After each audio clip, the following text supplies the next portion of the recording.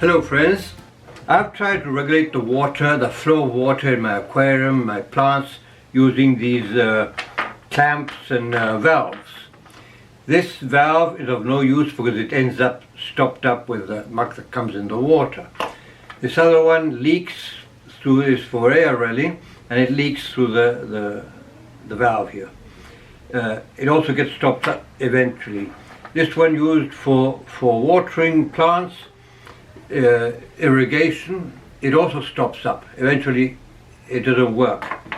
This one you can't regulate it can't regulate. And these other plastic things, they end up breaking and they don't work either. So in this video I'm going to show you how we can make an aluminum clamp to regulate our water and works better.